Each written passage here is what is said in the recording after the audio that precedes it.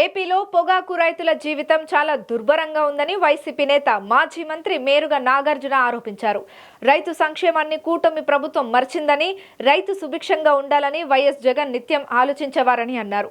పొగాకుకు కనీస మద్దతు ధర లేక నేడు రైతులు డీలా పడితే కూటమి ప్రభుత్వం నిమ్మకు నీరెత్తినట్లు వ్యవహరిస్తోందని నాగార్జున మండిపడ్డారు. రైతులకు న్యాయం చేసే నాయకుడు ఈ ప్రభుత్వంలో లేరని ఎద్దేవా చేశారు. జగన్ సీఎంగా ఉన్నప్పుడు పొగాకు పండించే రైతులు ధైర్యంగా ఉన్నారని, నేడు ఆ పరిస్థితి కనబడడం లేదన్నారు. జగన్మోహన్ రెడ్డి గారు ముఖ్యమంత్రిగా ఉన్నప్పుడు పొగాకు పండించే రైతు ధైర్యంగా పంట పండించి అమ్ముకున్నటువంటి పరిస్థితి ఉంది. దరిదాపు 36,000 38,000 క్వింటాల్కి అమ్మినటువంటి పరిస్థితి ఉంది. ఏ రైతు నష్టపోలేదు. పొగాకు వేసుకునేదల్లా కౌలు రైతులు, కూలి చేసుకునే వాళ్ళు, చిన్న చిన్న కుటుంబాల వాళ్ళు భార్యల పుస్తులు తాకట్టు పెట్టి వ్యవసాయం చేసి పొగాకు వేసుకుంటుంటే ఈరోజు పొగాకు ధర లేదు. ప్రభుత్వం నిమ్మకు నీరెత్తినట్టుంది.